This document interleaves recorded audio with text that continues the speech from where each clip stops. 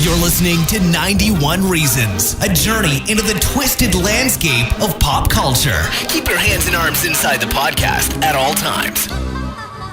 And now, the voice, Jeff Tucker.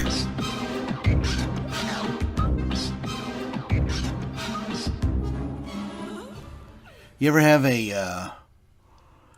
a sore throat, and for like 3 days, it's the entire focus of your being. Everything you do revolves around this stupid sore throat. And then you wake up and it's not there.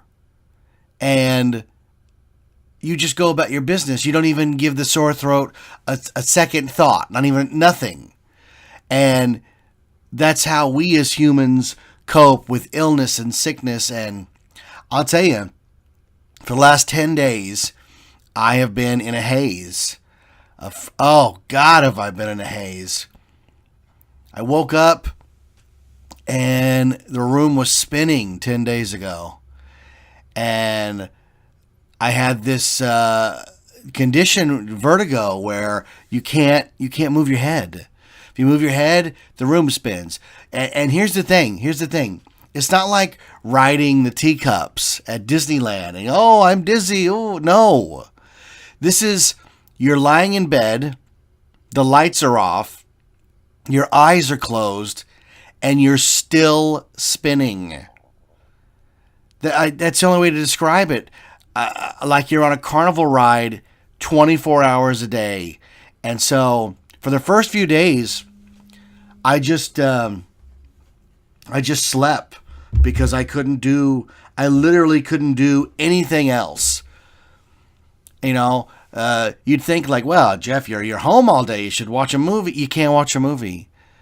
You can't sit up because here's what happens. You're laying down and you feel fine. You find that exact spot, the exact spot where nothing moves. And so you just want to lay there. So I was sleeping, the first few days of this, I was sleeping 16, 17 hours. I would wake up occasionally, but go right back to sleep because your brain doesn't know how to deal with this. You know, I am not a thrill ride guy, though I work at a theme park. You know, that's irony, right? Go on thrill rides all day. I don't ride them. So this has been absolutely debilitating. And then there are moments of clarity where the fog lifts and you feel completely normal. But then you're terrified because you know any moment it could come back. So you're like, well, do I enjoy this moment of clarity or do I worry about the next bout of it around? I don't know. The human brain, you just deal with it. You just move on. And the worst part about this is, even though because I found a spot on the couch for a while where I could sit up, and I was fine there. The problem is that you are nauseous 100% of the time because your brain is telling your stomach, we're flip-flopping around, guy. So I was constantly just waves and waves of nausea. So finally I had to go to the doctor. I was like, I cannot function in life anymore with this. And the doctor was like, nice lady. She's funny. She goes, Mr. Tucker, did you jump out of bed? I said, I am 45 years old. I have not jumped out of bed in a long time. Because she's telling me how it works is there are calcium deposits inside your ear, well beyond what the doctors can see. And these calcium deposits are attached to your inner ear. And if they become detached and roll around, they're rolling around in your equilibrium fluid. And that's it. You're vertigo. You're done. And there's no cure.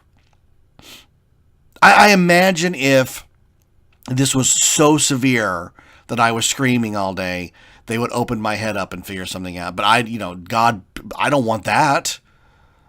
I don't want my head opened up. And they used to give like an antihistamine, which was supposed to theoretically inhale it, and then the what you inhale would blow the calcium deposits back into place. And she's like, that doesn't work. So they gave me nausea medications, kind of stuff they give people doing chemo. And they sent me on my merry way. So I have had a lot of nausea medication. And then she gave me these exercises to do where I'm supposed to rattle my head around. I did them one time and I thought I was going to die.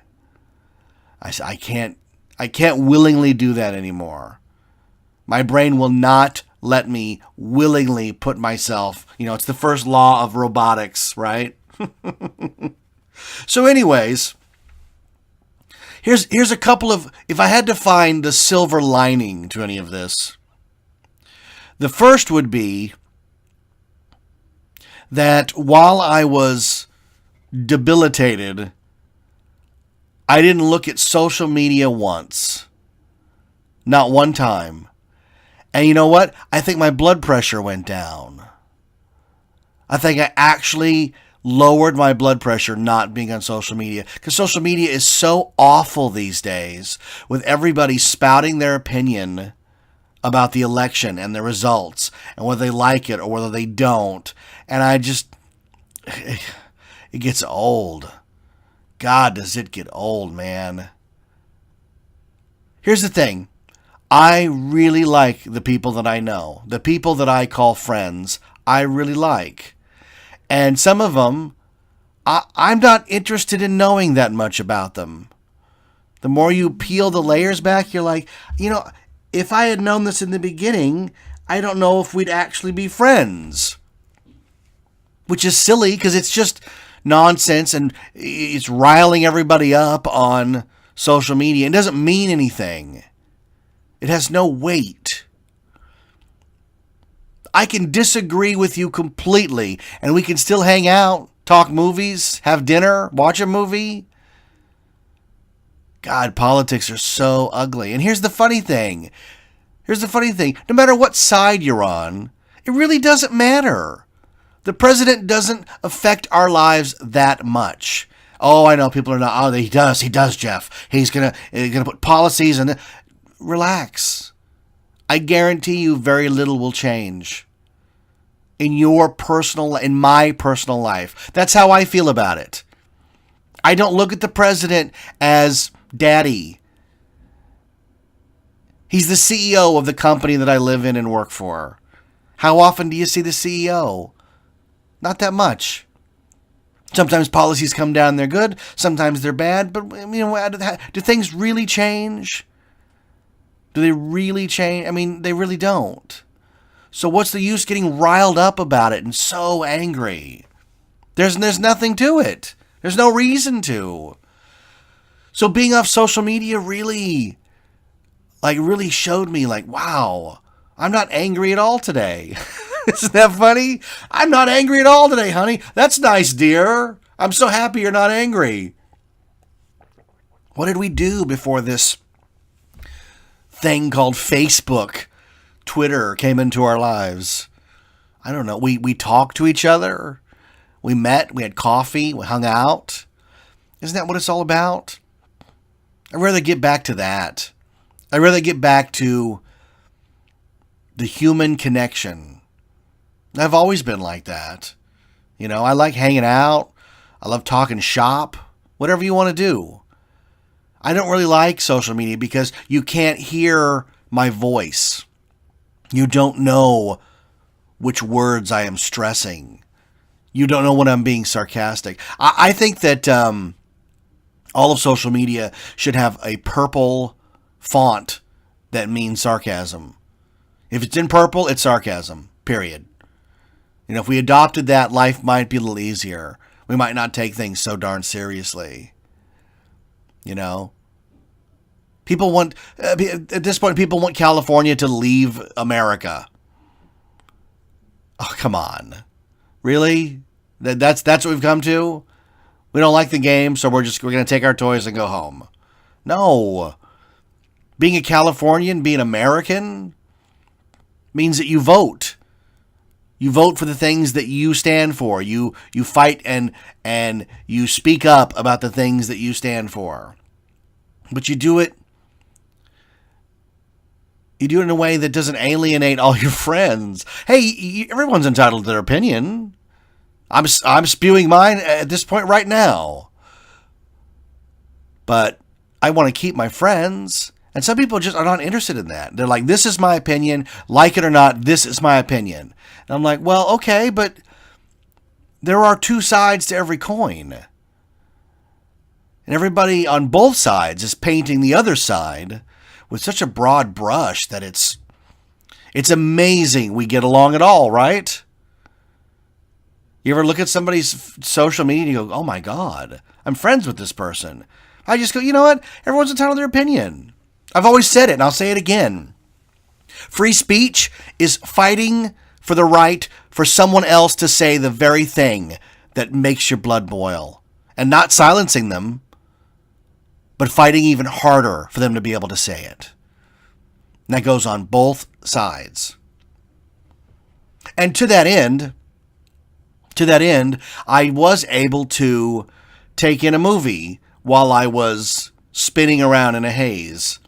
And funny enough, the movie I put on is not only one of my absolute favorite movies of all time, but it was very timely in this political turmoil that we're up against. So let's roll that beautiful bean footage. To the chief, he's the one we all say hail to. Dave Kovic was an ordinary guy. Mr. Kovic, your government needs your help. Who just happened to look like the president. You're a very handsome man. Thank you, Mr. President. Just get rid of the grin. You look like a schmuck. Dave, something has happened to the president. What about the vice president? The vice president is mentally unbalanced. Is this legal? Oh, yeah. Probably. We think so. Yes. Suddenly, Dave has a great job. I can't tell you the whole story. It's kind of a national emergency kind of thing, but you gotta help me cut the budget a little. You gotta cut the budget. He has a great house. Do I need to dial 9? Who does these books? I mean, if I ran my business this way, I'd be out of business. And he has a great wife. Why can't you die from a stroke like everybody else? She hates me. Yes. And the amazing thing is, everyone loves him. God bless you. God bless America! President Mitchell lately, huh? Has this guy been having too many Happy Meals for lunch or what? Kevin Kline, the Academy Award-winning star of A Fish Called Wanda. I once caught a fish this big. Sigourney Weaver. I'm talking to you. Will you please turn around? You know, if you want to be the same old selfish... From Ivan Reitman, the director of Ghostbusters, Twins, and Kindergarten Cop. Before we get started, a couple things I'd like to go over in the budget. Mr. President, Yes? I'm gonna kill him. You can't kill a president. He's not a president. He's an ordinary person. I can kill an ordinary person. In a country where anybody can become president. Anybody just did. Kevin Kline, Sigourney Weaver, You make a nice president, Dave Kovic. Dave. Okay, let's get back to work. False alarm, I'm fine, everything's fine. Yeah, I put in Dave. This is just one of my... It's not even a guilty pleasure, because guilty pleasure implies that it's not good. And Dave is a masterpiece. Dave is a masterpiece of filmmaking. 1993, I saw this film in the theater. Rachel and I went with her mother to the Norwalk Super Saver, $1.50 theater. You ever been to the Super Saver, man? That's the one where the hallways are glittery and they have neon and disco lights everywhere. Do they still have that? I don't know. It's been forever since I've been to a Super Saver. This was 23 years ago that I saw Dave, so it's been quite a while. But gosh, Washington Theater, I was blown away because everybody in this film is operating on all cylinders. Everybody's in full control. This is written by Gary Ross. He wrote Big. He would go on to write Seabiscuit and then become a director. He directed and wrote Pleasantville and the first Hunger Games movie. Very talented writer, and Dave is him at the top of his game. You know, I love Pleasantville, I love Big, but Dave, I think, is out of all those films the crown jewel, which is odd because I know Tom Hanks basically made his career as a legitimate, serious actor in Big with an Oscar nomination. But there's something about this movie, Dave, that I can put it on again and again and again. And I can't do that with Big. I enjoy Big, but I couldn't just sit and watch it twice in a week the way I could with Dave. And I don't know why that is. Directed by Ivan Reitman. Ivan Reitman, one of the best, if not the best comedy director of all time. Mel Brooks makes spoofs. Ivan Reitman makes solid, high concept comedies. Ghostbusters, Stripes, Kindergarten Cop, Twins, Ghostbusters 2, Dave. I mean, he's also made Multiplicity, Evolution. I'm going from memory, folks. I have no paperwork here. Ivan Reitman's a fantastic comedy director. And if you watch Dave simply from a directing point of view, it's amazing how well it is, how well directed it is. The scenes just flow into the next. And if he doesn't need dialogue to punctuate the scene, he doesn't use it. I mean, it's just so masterfully done. And I'm sure that's a combination of a writer at the top of his game and the director at the top of his game, and they meet in the middle, and it's just magic. I mean, it really is. So, Dave, if you've never seen it, I envy you if you've never seen it. It was one of the first DVDs I bought. Remember those Warner Brothers click cases with their cardboard and little plastic edges? $30 I paid for Dave.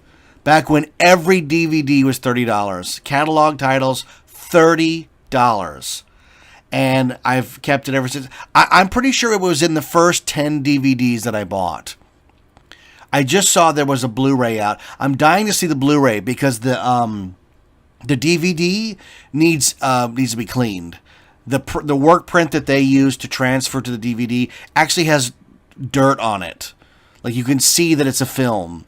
So I'm hoping that if I buy the Blu-ray, it'll be a pure digital, cleaned up copy. Although, a lot of times for catalog titles, they just port them over. They just port them over, to the newest format. They don't clean them up, and that's all you get. And you get the trailer, and that's it. This one has, it's so old, it has these still frame stuff for extras. It's like, the cast, click, Kevin Kline, click, Sigourney Weaver, click, like, oh, thanks. But it was one of the first ones I bought, and I've enjoyed it. Let's see, I got my DVD player in 1999, so 17 years, and I'm still watching Dave. Now, I had it on Laserdisc, too, so I'm a complete nerd, right? So, Dave tells the story of this guy, Dave Kovacs, played by Kevin Kline, and Kline had won the Oscar for Fish Called Wanda, and then he did I Love You to Death, and he had such an incredible run of top-notch comedies. I Love You to Death, French Kiss, Fish Called Wanda, but he was primarily known as a song and dance guy from Pirates of Penzance and a serious actor in, I think, Sophie's Choice. And suddenly, the guy's showing that he has amazing comedy chops. Like, not even just amazing, but the best comedy chops. His turn in Fish Called Wanda is Academy Award winning with good reason. His Otto character is unbelievable. And so he takes on the persona of Dave Kovacs, who's a real, just mild-mannered guy. And we're set up in the beginning, and this is where good screenwriting comes in. We're set up in the beginning to really like Dave. Dave runs a temp agency. His job is to get people jobs. We like him. He's very likable. He opens a car lot, riding a pig, pretending to be the president, because he looks like the president, Bill Mitchell. So we finally meet Bill Mitchell, the actual president, played by Kevin Kline, and he's a complete a-hole. He wants them to kill this bill that has homeless shelters in it, his staff. He walks out of the room insulting them. He's having an affair with a very young Laura Linney in one of her first screen roles. And so they're in the habit of hiring a double to pretend to be the president when the president has important business, right? So Ving Rhames, the amazing Ving Rhames, this is pre-Pulp Fiction, plays the head of the Secret Service, Dwayne. So they hire Dave to be the president. And all he has to do is, the president's giving a speech. And at the end of the speech, the president has to walk out the building, but past the throngs of people and get in the limo. That's it. So that it looks to the people who are there as if the president has left the building. Right? So then we get a nice moment where Dave meets the president. And it's very early, using the same actor twice in the scene. I'm pretty sure it's probably the same system that was used in Back to the Future 2. Because prior to Back to the Future 2, whenever there were two people on screen, and not using a double, but like it's the same actor superimposed, a lot of times, 99% of the time, the camera doesn't move. Why? Because they didn't have the technology to track it. So they invented this computer system that will do multiple passes with the camera exactly the same so that the actor can play both parts. And I think that's what they used here because it's really good. It's early stuff. They can do it now without even thinking about it. But it was amazing back then to have Kevin Kline interacting with himself that way. So Dave takes the part and walks the gauntlet and has this moment where he's just feeding off the energy of the crowd. Like they love him. And he's like, I'm finally, because we've seen him as an actor and singing Oklahoma. So, he's kind of an actor type. Again, all set up to really like Dave. And we really like Dave. So when he turns and he goes, God bless you. God bless America. And the crowd cheers. And then they grab him and just sort of yank him into the limo. Like we're right there with him. Like who wouldn't take that moment of adulation where everybody just loves you. You're the president. For a moment, you're the president. So then he's sitting across from Ving Rhames and thinks he's in trouble. And we cut back to the president. And his urgent business is, having an affair with Laura Linney. And he has a stroke and he collapses on top of her. So Dave is not taken home. Dave is taken to the White House and shown to the Oval Office, where we meet Frank Langella and Kevin Dunn, I think his name is. Great character actor. And Frank Langella is just fantastic in this role. But Frank Langella is the chief of staff, and the other guy is his speechwriter. And they need Dave to continue to be the president for a while till they can figure out what they're going to do. Because the country has to go on. And it has some of my favorite dialogue in this scene where he goes, You ever ran a red light, Dave? I don't know. I might have. Well, would you run a red light in the middle of nowhere when there's no other cars around and your sick mother is in the back seat? I don't know. I might. Dave, the country's sick. Now imagine the whole country's in the back of your car. Would you run a red light? Yes. I mean, it's just really solid, funny dialogue. So they convince Dave, and here's the plot of the movie, to be the president. And he gets to be the president for, it looks like it's about 3 or 4 weeks. And he gets to live out like that dream we all have of, what if I was president? And it's such a high concept, yet it's not treated like that. It's treated with kid gloves. There's no war. There's no bombing. He just has this homeless shelter bill to deal with, and fooling the First Lady, played amazingly by Sigourney Weaver. And it's the biggest what if. It's the closest to a Jimmy Stewart movie that I think has ever been made in the modern times. Yeah, it's a lot like Mr. Smith Goes to Washington, but more than that. It's more of the everyman gets a chance to make a real difference, to really see what it's like to be in charge and to use that power strictly for good. And there are some amazing scenes where he gets to throw out the first pitch of the World Series. He's got his hands in the big industrial arm. I once caught a fish this big. And there's a really funny scene where he finally meets the First Lady, and he finds out that she hates him. She hates the president. And Frank Langella tells him, look, just say, thank you for doing this, Ellen. And that's all he says to her. Thank you for doing this, Ellen. Do you have anything to say to me? Thank you for doing this, Ellen. And so that's just one of my, I use movie dialogue in my everyday life, and I use thank you for doing this, Ellen, quite a bit whenever Rachel does something for me. So I just love how movies just transcend the screen, and they seep into your brain. And everybody has movies like this where you're just like, that movie is that movie is part of me. And I think the upbeat and optimism of Dave really speaks to me as a person. I want to believe the good in people. I want to think that I would do the right thing. And there's a showstopper scene where he invites, again, one of my favorite actors, Charles Grodin, to the White House. Now, Charles Grodin plays Murray Blum, an accountant.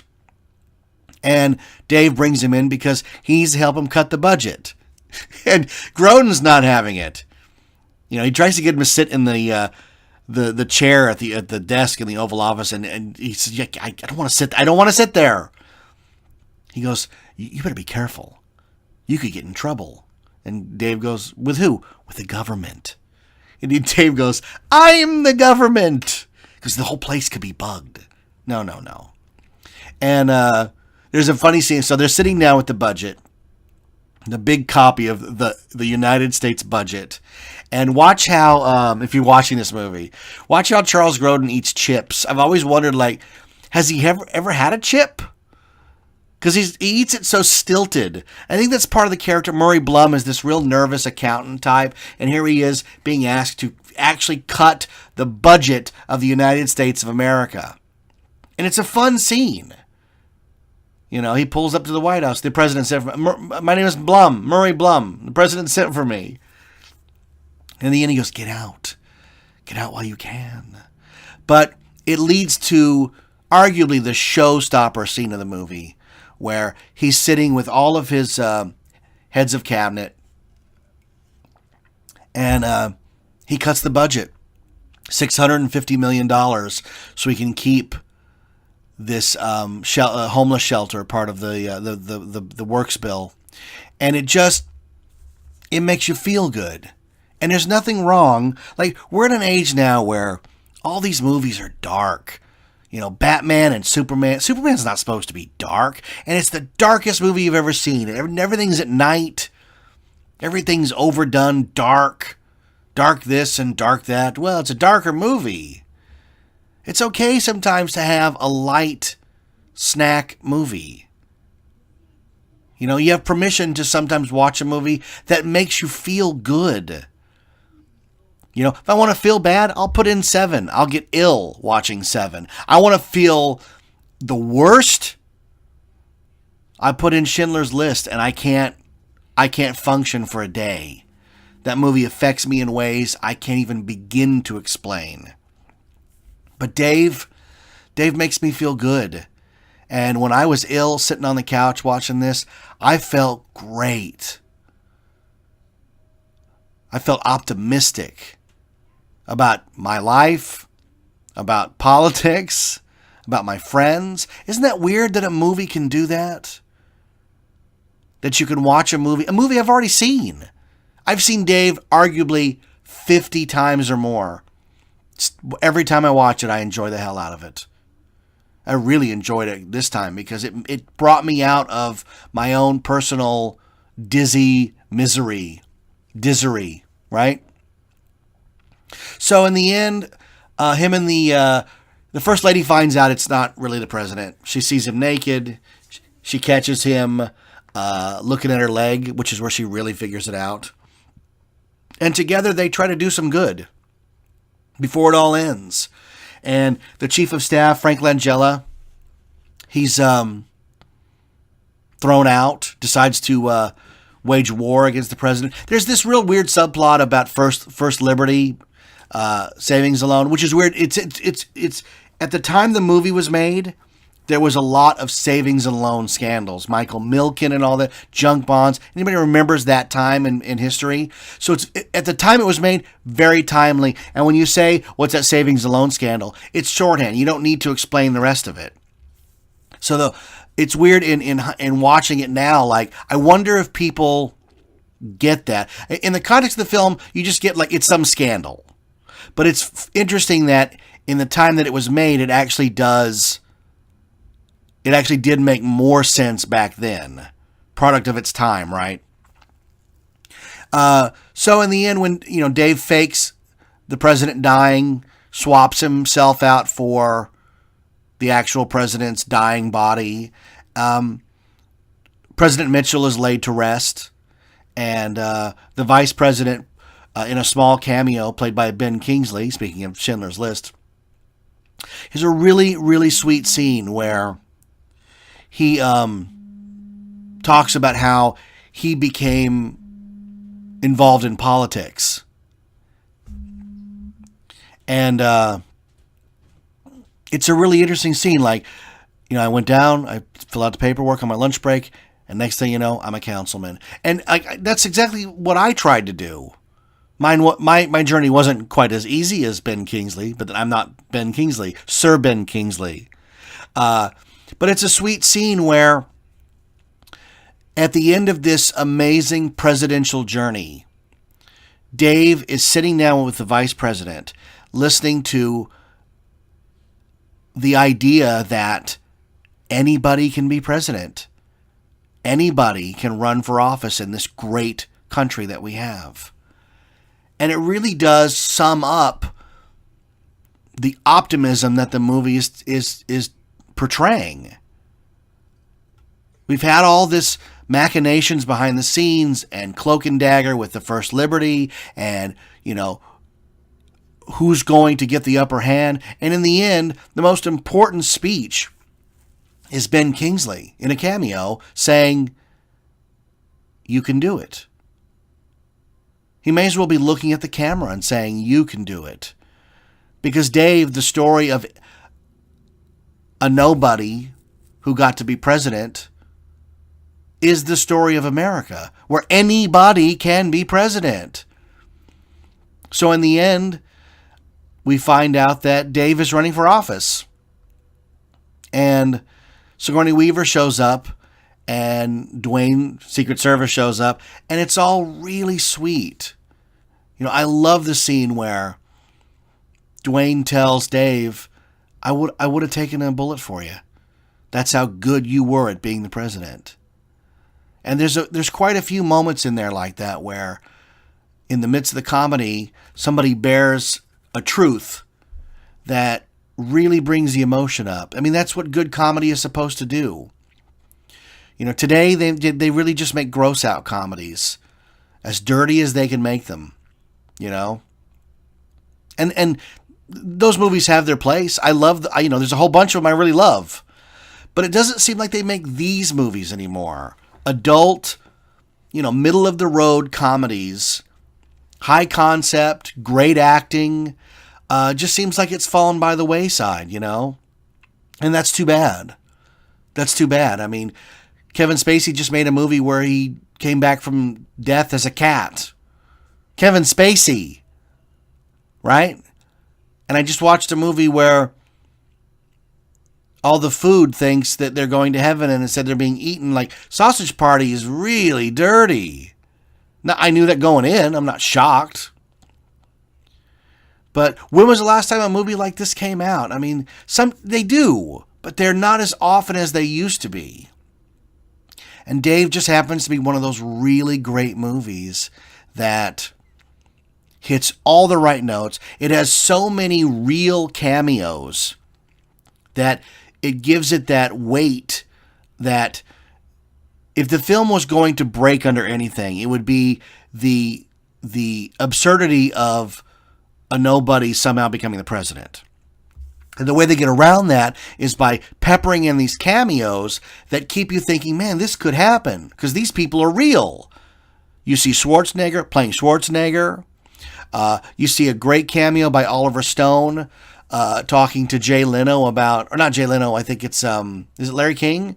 About how there's a conspiracy. This isn't really the real Bill Mitchell.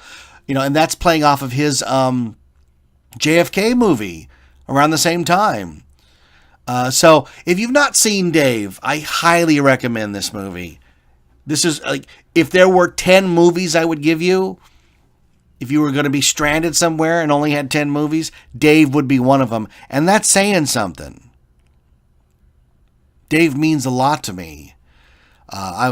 Before I sat down to even do this episode, I was like, I'm intimidated. I don't even know what to say about how much this movie means to me. This movie means so much to me, folks. I used it as medicine. I put it on, and for an hour and a half, I didn't feel sick.